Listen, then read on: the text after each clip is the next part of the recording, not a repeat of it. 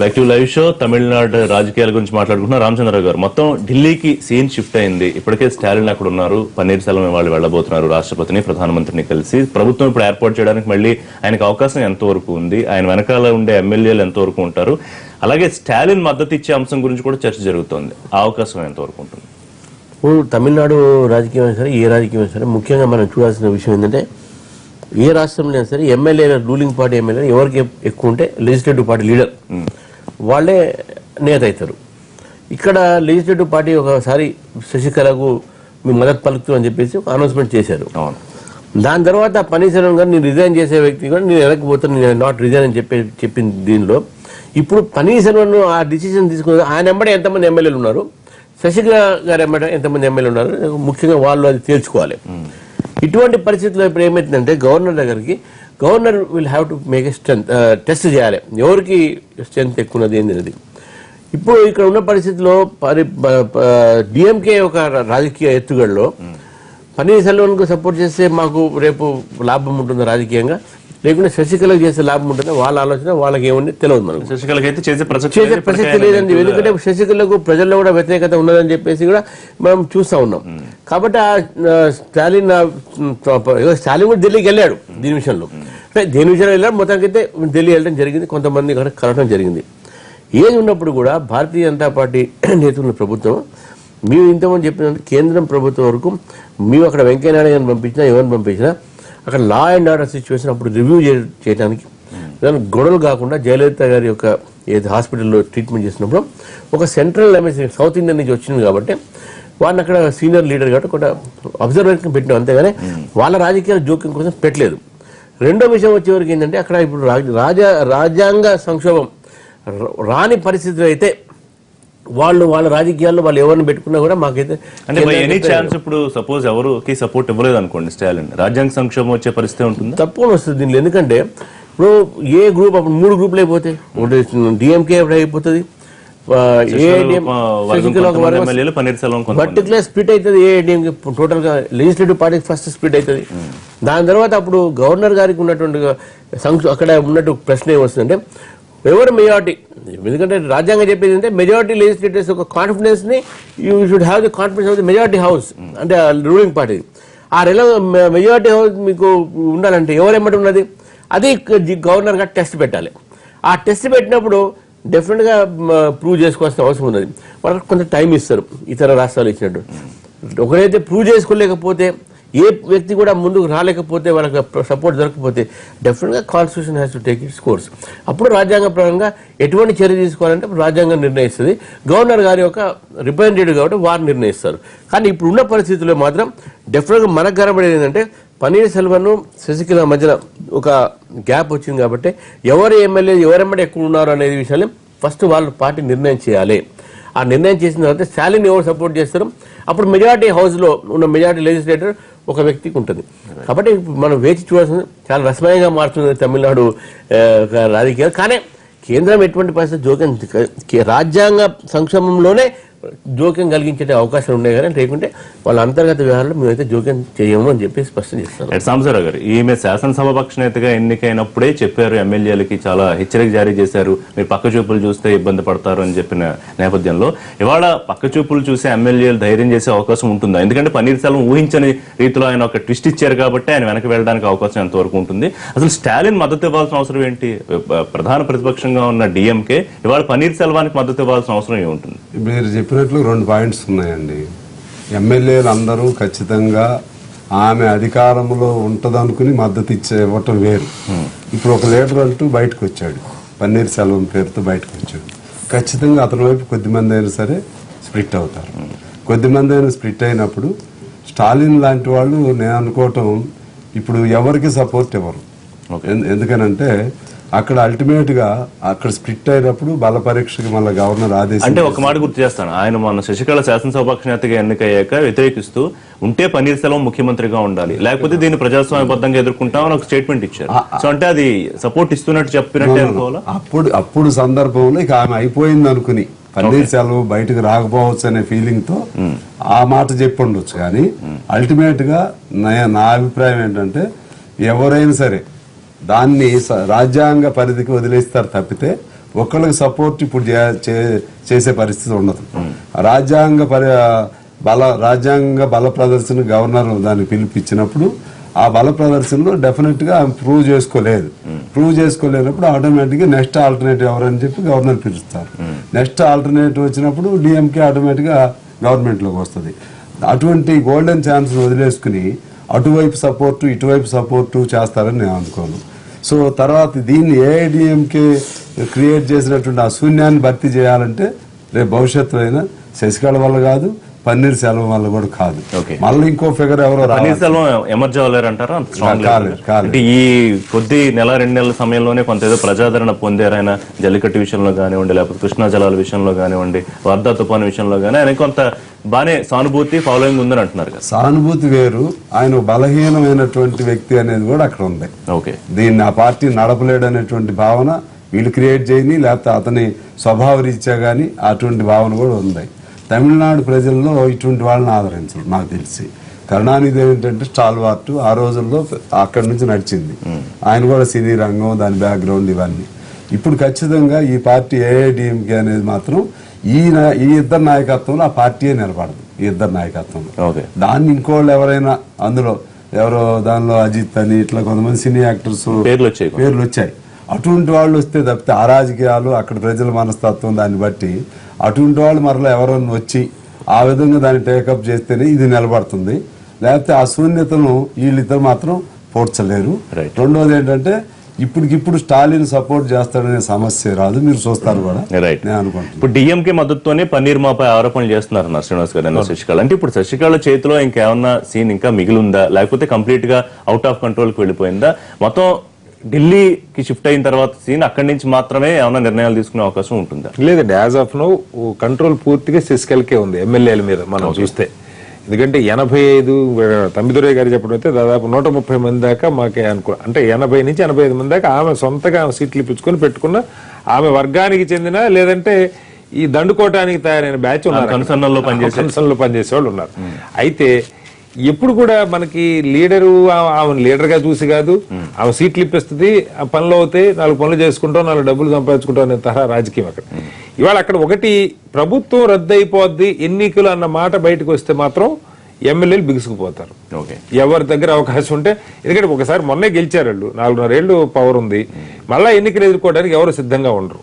కాబట్టి ఇప్పుడు ఆమె శశికళ చేసే ప్రచారం ఏంటంటే ఇది మన పార్టీ కబ్జా అయిపోతా ఉంది, మనకి వీళ్ళు డిఎంకేనో లేకపోతే ఇంకొకళ్ళు దీనిలోకి వెళ్తారు, రద్దు అయిపోద్దని భయపెట్టి కంట్రోల్లో పెట్టుకునే ప్రయత్నం ఆమె చేస్తారు. ఇవాళ నిజంగా అక్కడ ప్రజలు ఒక మ్యాండేట్ ఏఐడిఎంకే ఇచ్చారు. వాస్తవానికి జాతీయ పార్టీల రెండుకి అక్కడ పెద్ద స్పేస్ ఏమి లేదు, ఎప్పుడూ లేదు, కాంగ్రెస్ కి లేదు, బీజేపీకి లేదు. ఇవాళ ఆ డిఎంకేతో సహా దీన్ని కూలదోసి ఎన్నికలకు వెళ్దామన్న ప్రయత్నం చేస్తే మాత్రం అది మరింత బలపడే అవకాశం ఉంది. ఇవాళ శశికళ వర్గం మరింత బలపడే అవకాశం ఉంది. ఎన్నికలకు వెళ్ళడానికి ఎవరు ఇష్టపడక్కర్లా, ఎన్నికలకి నెక్స్ట్ బలమైన పార్టీ కాబట్టి. అయితే గవర్నర్ గారు ఒకళ్ళని పిలవటం అంటూ జరిగితే, శశికళ పిలిచారు అంటే కనుక ర్యాలీ అయిపోతారు వెనకాల, అందులో ఏం డౌట్ లేదు. ఇప్పుడు మనకు చూడాల్సింది ఏంటంటే ఆ రాష్ట్ర ప్రజల ప్రయోజనాలు గారు చెప్పినట్టు మొత్తం ఇప్పుడంతా గవర్నర్ గారు చుట్టూ ఒకటే. అయితే ఇక్కడ నేననేది చాలా సందర్భాల్లో మనకి గవర్నర్ అంటే రాజ్యాంగాన్ని పరిరక్షించడం, ప్రజల మ్యాండేట్ కూడా మనసులో కేవలం మనం బొమ్మలాగా చూడక్కర్లా, కొంచెం విచక్షణ వాడే నిజాయితీ అయిన సందర్భంలో కూడా విచక్షణ వాడొద్దంటే ఇక దేశం ఎటుపోద్ది గీత గీసినట్టుగా. ఇప్పుడు ప్రజలు మనుషులండి, వాళ్ళ మనోభావాలు మనం పట్టించుకోకపోతే చాలా చేయలేవు, ఏ స్థాయిలో ఉన్నోళ్ళైనా. ఇక్కడ నేను ఒకటి చెప్పేది ఏంటంటే, ఆయన ఒక 3-4 రోజులు ఒక జడ్జిమెంట్ రాబోతుంది. నిన్ననే ఒక కేసు ఫైల్ అవ్వాలి, 2 కేసులు ఉన్నాయండి, ఒకటే వాళ్ళ తీర్పు ఒకటి. అసలు ఈ పద్ధతి ఎంత మాత్రం కరెక్ట్ మనం ఆలోచన చేయాలి. ఏ మాత్రం చట్టసభలతో సంబంధం లేకుండా రేపు పొద్దున గోండాను చాలా చోట్ల జరుగుతూ ఉంది కూడా మనకు. వాళ్ళని తీసుకొచ్చి అక్కడ పెట్టేదాన్ని మనం సమర్థిస్తే 6 నెలలు నువ్వు ఎమ్మెల్యే కావచ్చు, ముఖ్య ఎమ్మెల్యే అయిపోతే జరిగింది. జయలలిత గారు అప్పుడు జరిగింది, తీసుకొచ్చినప్పుడు ఫాతిమా గవర్నర్ ఒక్కసారి లీగల్ ఇష్యూస్ ఒకసారి మాట్లాడడం. జంధ్యాల రవిశంకర్ గారు అసెంబ్లీ న్యాయ వ్యవహారాల సలహాదారు, ప్రముఖ న్యాయవాది. రవిశంకర్ గారు నమస్తే అండి. ఇప్పుడు తమిళనాడు రాజకీయాల్లో న్యాయపరమైన లెక్కలేంటి, చిక్కులేంటి, ఎటువంటి మలుపులు తిరుగుతుంది, ఈక్వేషన్స్ ఎలా ఉంటాయి? అసలు న్యాయపరంగా అంటే రాజ్యాంగ పరంగా ఖచ్చితంగా వాళ్ళు లెజిస్లేచర్ పార్టీ ఎవరిని ఎన్నుకుంటే వాళ్ళనే పిలవాలండి. ఇవాళ మనకి లెజిస్లేచర్ పార్టీ ఆల్రెడీ ఆవిడని ఎన్నుకుంది. పన్నీర్ సెల్వం రిజైన్ చేసేసారు, రెసిగ్నేషన్ యాక్సెప్ట్ అయ్యింది. ఆయన లెజిస్లేచర్ పార్టీ లీడర్ కాదు, ఆయన సాధారణమైన ఎమ్మెల్యే మాత్రమే. ఓకే. ఒక ఎగ్జాంపుల్ చెప్పాలంటే అరుణాచల్ ప్రదేశ్ లో 44 మంది కాంగ్రెస్ గెలుచుంటే 43 మందిని Pradesh people's party of Arunachal అనేది ఒక్క ఎమ్మెల్యే కూడా లేని పార్టీలో మర్జీ చేసామని చెప్పి తీసుకెళ్లిపోయి, ఆ తర్వాత దాన్ని ఆ రెండింటినీ కలిపి బీజేపీ తీసుకెళ్లిపోయి ఓ బీజేపీ ప్రభుత్వం స్థాపించింది. దీంట్లో మధ్యలో ఏం జరిగిందంటే నబామ్ తుర్కీ అనే అతను సుప్రీంకోర్టు దాకా వెళ్లి 5 జడ్జిలు గవర్నర్ల బండబూతులు తిట్టిన తర్వాత గవర్నర్ల వ్యవస్థను తిట్టింది సుప్రీంకోర్టు. తిట్టిన తర్వాత రీఇన్స్టేట్ చేస్తామంటే అప్పుడు కల్హోపుల్ అని చెప్పేసి అతను ఏం చేశాడంటే మొత్తం అందరి చేత సంతకాలు పెట్టించుకుని నేనే సిఎల్పి లీడర్ అని చెప్పి గవర్నర్ దగ్గర ఒక లెటర్ ఇచ్చేసాడు. లెటర్ ఇచ్చిన తర్వాత అధిష్టానం ఏం చేసిందంటే ప్రేమా ఖండుని తీసుకుని వచ్చి ఇన్స్టాల్ చేస్తున్నాం అని చెప్తే ప్రేమా ఖండుతో పాటు మొత్తం 44 మంది మళ్ళీ వెళ్ళి గవర్నర్ దగ్గరికి వెళ్ళి ఆ ఎర్లియర్ లెటర్ తప్పు మేము ప్రేమా ఖండుని ఎన్నుకుంటున్నాం అని చెప్పి చెప్పడం జరిగింది. చెప్పిన తర్వాత ప్రేమాఖండు ప్రభుత్వాన్ని టోటల్ గా తీసుకెళ్లి బీజేపీ తెలుపుకుంది. బీజేపీ వాళ్ళ చేయబోతోంది ఏంటంటే ఈ ఒక్క వ్యక్తిని తీసుకుని పక్కనికి తీసుకుని వెళ్ళి మేము సపోర్ట్ చేస్తామని చెప్పేసి మేము పతివ్రతం చేస్తామని చెప్పి పతివ్రతం చేయడానికి పూర్తిగా ప్రయత్నం చేస్తుంది. వాళ్ళు సౌత్ ఇండియాలో స్థాపించుకోవడం కోసం వాళ్ళ రాజ్యాన్ని ఖచ్చితంగా ఇవాళ ఈ పన్నీర్ సెల్వం అనే వ్యక్తిని వాడుకుంటోంది. పన్నీర్ సెల్వంకి ఆల్రెడీ బీజేపీతో టైఅప్ అయిపోయింది. వీళ్ళకి ప్రెసిడెన్షియల్ ఎలక్షన్ లో ఒక్క ఓటు కూడా రాదు, అన్ని రాష్ట్రాలు ఓడిపోతున్నారు, ఎమ్మెల్యేలు లేరు. రేపు పొద్దున ప్రెసిడెన్షియల్ ఎన్నుకోలేని 6 నెలల్లో రాబోతుంది. ప్రెసిడెంట్ ని ఎన్నుకోలేని ఈ పార్టీ ఖచ్చితంగా పడిపోతుంది నేషనల్ లెవెల్లో. అక్కడ మళ్ళీ వాళ్ళిద్దరి మధ్యలో మీకు ఆయన బీజేపీ పెద్ద ఆయన ఉన్నాడు, ఆయన కంటెస్ట్ చేయడానికి రెడీగా ఉన్నాడు. ఒక్క నిమిషం లైన్ లో ఉండండి. దీని మీద రామచంద్రరావు గారు రెస్పాన్స్ చూద్దాం. రామచంద్రరావు గారు, అరుణాచల్ ప్రదేశ్ కేసుని తమిళనాడుతోనే మనం పోల్చలేదు. ఎందుకంటే అరుణాచల్ ప్రదేశ్లో అక్కడ పార్టీ వాళ్ళు మార్చారు, బీజేపీని వచ్చారు. ఇక్కడ అటువంటి పరిస్థితి లేదు. ఇక్కడ ఇంకా వాళ్ళు డిఎంకే ఏఐడిఎంకేలో ఉన్నారు, డిఎంకేలో ఉన్నారు. వాళ్ళు ఏఐడిఎంకేలో 2 భాగాలుగా అయినాయి. ఇక్కడ ఎటువంటి పరిస్థితుల్లో మాకు ఆడ స్టేక్స్ లేవని ఫస్ట్ చెప్పాను. రెండో విషయం వచ్చే వరకు సరే 5 రాష్ట్రాలు పోతారు కానీ ఇక్కడ ఎలక్షన్స్ కోసం కావచ్చు. ఇప్పుడు పార్లమెంటు మన ప్రెసిడెంట్ ఎలక్షన్స్ కోసము ఎమ్మెల్యేస్ స్ట్రెంత్ ఉండాలి. అది ఇప్పట్లో దానిపైన మాకు కను కూడా లేదు. ఇప్పుడు దాని విషయంలో ఇప్పుడు మాకు కావాల్సింది ఏంటంటే తమిళనాడు ప్రజలు తమిళనాడు ప్రజలు కోరినటువంటి ప్రభుత్వము ఆ రోజు ఏఐడిఎంకే ప్రభుత్వం కోరారు. That is what argument. మేము మిమ్మల్ని ఎన్నుకోలేదు, యు ఆర్ నాట్ ఎమ్మెల్యే, నువ్వు ఎమ్మెల్యే కావు కాబట్టి పన్నీర్ సెల్వన్ కంటిన్యూ అయితే మాకు అభ్యంతరం లేదు. ప్రజల వాళ్ళ ఒక ట్వీట్స్ లో కనబడుతున్నటువంటి డిసైడ్ చేయలేదు కదా. డిసైడ్ చేయడం కాదు. ఇక్కడ విషయం వచ్చేది ఏంటంటే ఆ ఒక భావన ఉంది కాబట్టి ఈ రోజు పన్నీర్ సెల్వన్ ఒక డిసిషన్ వెనక తీసుకుంటూ అనేది ఆ విషయం వస్తున్నాను. సో పన్నీర్ సెల్వన్ ఎప్పుడైతే డిసిషన్ వెనక తీసుకున్నాడో ఇప్పుడు రిజిగ్నేషన్ యాక్సెప్ట్ అయినా కూడా ఆయన సీఎం గా రిజైన్ చేసిండే. ఎవరికి రిజైన్ చేశాడు? ఇప్పుడు ఈ still continuing no acting CM గా ఉన్నాడు. ఇక్కడ అక్కడ పర్మనెంట్ సీఎం గా రాలేదు. కాబట్టి ఈ రోజు అతను వెనక ఎంతమంది నా వెనక లెజిస్లేటర్స్ ఉన్నారని చెప్తున్నారు. పర్మనెంట్ సీఎం పర్మనెంట్ సీఎం కావు. ఇప్పుడు ఎంత unless it is resign and fresh CM is not there, you cannot treat him as a ఆపద్ధర్మ ముఖ్యమంత్రి అనే పదాన్ని మనకి ఎలక్షన్ ముందు నోటిఫికేషన్ ఇచ్చిన తర్వాత ఈ మొత్తం మినిస్ట్రీ రద్దయిన తర్వాత ఆ 20 రోజుల్లో ఉండే మాత్రమే ఆపద్ధర్మ ముఖ్యమంత్రులు ఉంటారు కానీ ఇష్టం వచ్చిన ముఖ్యమంత్రులు ఉండరు. అంటే గవర్నర్ గారు కొనసాగమని అడిగారు కదా జంధ్యాల గారు. రిజైన్ చేసి రిజిగ్నేషన్ యాక్సెప్ట్ చేసిన తర్వాత రాజ్యాంగ సంక్షోభం ఏర్పడిపోయింది. అతనితో పాటు అతని మినిస్టర్లు అందరూ పోయారు. ఎప్పుడైతే ఆర్టికల్ 164 కింద ఒక ముఖ్యమంత్రి అంటే మీరు చెప్తున్న దాని ప్రకారం ఇప్పుడు అక్కడ ప్రభుత్వం లేదు అంతేనా? వాళ్ళు అతని మంత్రులు అవుతారు. అతను పోయిన తర్వాత ప్రభుత్వం లేదు తమిళనాడులో, అంతే కదా రవిశంకర్ గారు? ఏమండి, టెక్నికల్ గా తమిళనాడులో ప్రస్తుతం ప్రభుత్వం లేదు అంతేనా? ఎప్పుడో పోయింది, 48 గంటల కింద పోయింది. రాజ్యాంగ సంక్షోభం ఆల్రెడీ ఏర్పడింది. రాజ్యాంగ సంక్షోభం ఏర్పడిందండి. ఇప్పుడు బీజేపీ ఎయిమ్ ఏంటంటే 356 నోట్ చేసి తుప్త చేతన అవసరంలో అసెంబ్లీని పెట్టడానికి కోసం ఇదంతా ప్రయత్నం. అలాంటి ఉద్దేశం ఏం లేదని చెప్తున్నారు రామచంద్రరావు గారు. అసలు వీళ్ళు ఒక కథలు ఒకటి చెప్తాయి అసలు ఇంకోటి చెప్తాయని చెప్పి మనకి సామెతే ఉంది. రామచంద్ర చెప్తున్నాడంటే ఢిల్లీలో ఇంకోటి జరుగుతుంది. అటార్నీ జనరల్ తో మాట్లాడాల్సిన అవసరమే ఉందండి. సో వాట్ నెక్స్ట్ జంధ్యాల గారు? ఇవాళ ఎటువంటి డెవలప్మెంట్ జరిగే అవకాశం ఉంది? గవర్నర్ గారు ఏమన్నా చెన్నైకి వస్తారా? వస్తే ఏం జరుగుతుంది? అసలు గవర్నర్ వ్యవస్థ అనేది ఒక రబ్బర్ స్టాంప్ అండి. ఈ రబ్బర్ స్టాంపులకి అధికారం ఏం లేదు. క్యాబినెట్ రికమెండేషన్ వాళ్ళు కాళ్ళు చేతులు చెవులు ముక్కులు ఉండని ఒక వ్యవస్థ అది. క్యాబినెట్ ద్వారానే చూసే వ్యవస్థ. అక్కడ క్యాబినెట్ లేదు, గవర్నర్ ఏం చేస్తాడండి? గవర్నర్ చేయడానికి ఏముంది? అసలు క్యాబినెట్ లేదు. ఈ వ్యవస్థ రవిశంకర్ గారు మీరున్నప్పుడు కూడా అలాగే రబ్బర్ స్టాంపులు గానే ఉన్నాయి. సెంట్రల్ గవర్నమెంట్ రిపోర్ట్ పంపిస్తారు. సెంట్రల్ గవర్నమెంట్ రిపోర్ట్ పంపించి సెంట్రల్ గవర్నమెంట్ ఒప్పుకుంటే ఇప్పుడు ఉత్తరాఖండ్ లో ఏం చేశారు వీళ్ళు?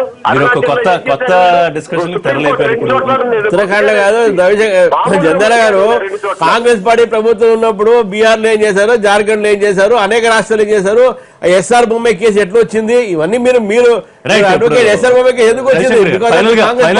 ఫైనల్ గా మీ అంచనా చెప్పి కంక్లూడ్ చేయండి, ఏం జరగచ్చు?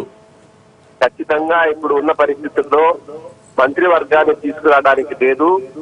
ఆల్రెడీ కాన్స్టిట్యూషనల్ కెలామిటీకి వచ్చింది. వాళ్ళు ఖచ్చితంగా 356 ఇన్వోక్ చేయడానికే వెళ్తున్నారు. 356 ఇన్వోక్ చేస్తారు. ఇప్పుడు అక్కడ ఉన్న ప్రస్తుత పరిస్థితి ప్రకారం ఆవిడ శశికళ గారికి పూర్తిగా మెజారిటీ ఉందని తెలుస్తుంది. ఈ పన్నీర్ సెల్వం ఏకో నారాయణ పట్టుకుని తోకో నారాయణ లాగా ఇవాళ బీజేపీ పాకులాడుతోంది. ఈ తోకో నారాయణకి ఆయన వల్ల ఒరిగేది ఏం లేదు. అక్కడ ఇంకా 4.5 సంవత్సరాల ప్రభుత్వం వదులుకుని ఎమ్మెల్యేలు ఈ పన్నీర్ సెల్వం వెనక వచ్చే అవకాశమే లేదు. ఇప్పుడు నేను లీగల్ ఎక్స్పర్ట్ గా తీసుకున్నాను. Thank you Ravishankar. ఇప్పుడు ఒకటండి, వారు మనకి మన ఉద్దేశం వేరు, రాజకీయ ప్రయోజనాలు అన్ని సందర్భాల్లో అన్ని చూడొద్దండి. నేను రిక్వెస్ట్ ఏంటంటే, మనందరికీ మన అంతరాత్మ శశికళ అక్కడ ఉండకూడదు అన్నది మనకి చెప్తా ఉంది. ఏ రకంగా కూడా ఒక రాజ్యాంగేతర శక్తిగా వ్యవహరించింది, అవినీతికి పాల్పడింది, జయలలిత మీద కూడా కొన్ని ఆరోపణలు ఉన్నాయి. మనం ఇక్కడ మాట్లాడుకోవడం మనకి అభ్యంతరం లేదు. ఆమె కూడా భాగం అయింది, కేసుల్లో నిరూపణైంది, శిక్షలు పడ్డాయి, జైలుకి వెళ్ళారు. ఇలాంటి వాళ్ళు కావాలని మనం కోరుకోవటం అంటే రాజకీయ ప్రయోజనం కోసం ఇది దేశానికి మంచిది కాదు. నేను ఇక్కడ రాజ్యాంగం ఒకటి చెప్తా ఉంది. వారు రవిశంకర్ గారు చెప్పింది రాజ్యాంగం ప్రకారం ఉన్న పరిమితులు ఏంటన్నది. ఆబ్వియస్లీ ఎల్పీ ఏం చెప్తే దాని ప్రకారమే చేయాలి. గవర్నర్కి రాజ్యాంగంలోనే గవర్నర్ కొంత టైం తీసుకునే వెసులుబాటు ఉంది.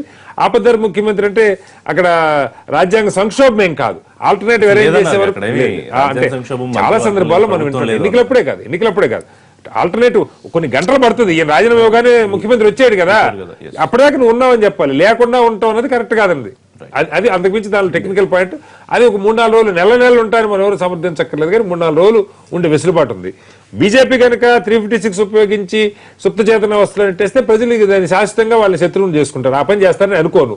ఖచ్చితంగా వాళ్ళు వీలైనంత, ఇప్పుడు రేపు కోర్టు తీర్పు ఆమెకు అనుకూలంగా వచ్చిందనుకోండి, ఇక ఎవరు ఏం చేయలేరు. ఆబ్వియస్లీ మరింత బలపడిపోద్ది. ఇక అక్కడ తమిళ ప్రజలు వాళ్ళ కర్మ మనం ఏం చేయలేం. ఇప్పుడున్న అవకాశం వరకు ఈ 3-4 నిజంగానే ఇప్పుడు ఇంత దౌర్భాగ్యమైన వ్యక్తి స్వామ్యాన్ని ఈ రకంగా పోషించే ఎమ్మెల్యేలు ఎన్నుకోవటం ప్రజలు తప్పు. కొన్ని సందర్భాల్లో ప్రజలు కూడా మూల్యం చెల్లించుకోవాల్సి వస్తుంది అంతే. మరి రేపు పొద్దున అవినీతి ఇప్పుడు రాజ్యాంగాన్ని అనుసరించే ఒక్క మాట నేను అనేది, ఇప్పుడు సుప్రీంకోర్టులో పిల్లు వేసిన మా మిత్రుడు సెంధిలు వాళ్ళు చెప్తున్న వాళ్ళ 2 ఆర్గ్యుమెంట్స్ అండి. ఇలాంటి అవినీతి పనులు రానివద్దు అన్నది ఒకటి. 2, అసలు ఏ అర్హత లేని వాళ్ళని, ఏ పోస్ట్ లేని వాళ్ళని ఎన్నుకొని 6 నెలల్లో మీరు పెట్టుకోవచ్చు అది తీసేయాలన్నది కూడా వాళ్ళ కీలకమైన పాయింట్ గా అల్టిమేట్ గా గవర్నర్ తప్పదు. ఇప్పుడు లెజిస్లేచర్ పార్టీ మెజారిటీ ఉంది కాబట్టి వాళ్ళని కాల్ ఫర్ చేయక తప్పదు. వాళ్ళని మెజారిటీ చూపెట్టాలి. ఎందుకంటే తిరుగుబాటు వచ్చినప్పుడు, పన్నీర్ సెల్వం పేరుతో ఒక తిరుగుబాటు వచ్చినప్పుడు మెజారిటీ ప్రూవ్ చేసుకోండి అని చెప్పక తప్పదు.